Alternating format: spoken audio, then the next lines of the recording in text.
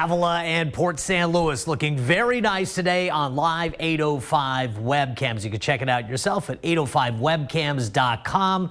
What a beautiful day, but we are on the edge of some interesting activity. There's an upper low here providing showers and some isolated thunderstorms across Arizona, and we're just on the very edge of this. If you look off to the east, if you live in Santa Barbara or even around parts of San Luis Obispo County, you can see cumulus clouds in the hills.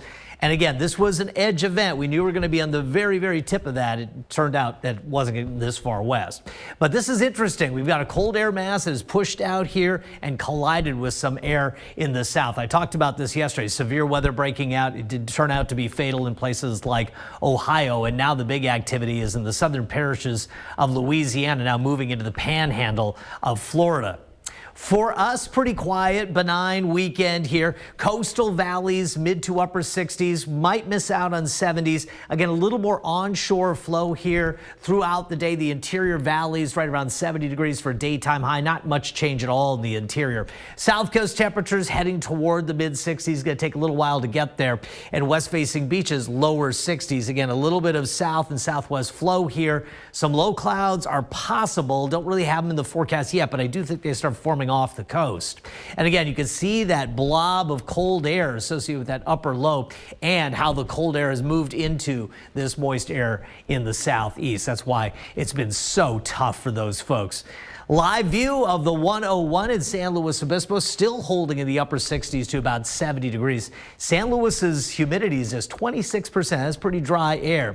And again, this activity from this swirling low just continues to slide off to the east. This is what I'm talking about with the marine layer here as we get into Saturday afternoon. Might actually push in Saturday night. But again, Sunday, I like the weather on Sunday to warm a little bit as high pressure builds back in. It is going to start cleaning out some of those marine clouds later on Sunday. And you can see how this upper low moves out and this ridge of high pressure is in control. Early next week, we could even see 80s around the area as the ridge really becomes dominant. But it's not sticking around forever. The big story in the extended forecast is that the 8 to 14 day looks like it's going to get more active in terms of rainfall and cooler.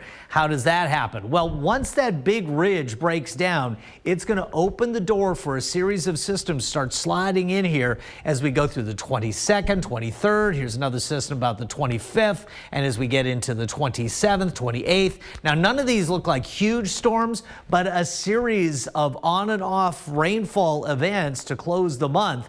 That's going to give us something different to think about than this current 7-day forecast. So again, a lot of temperatures near 70 degrees for Saturday.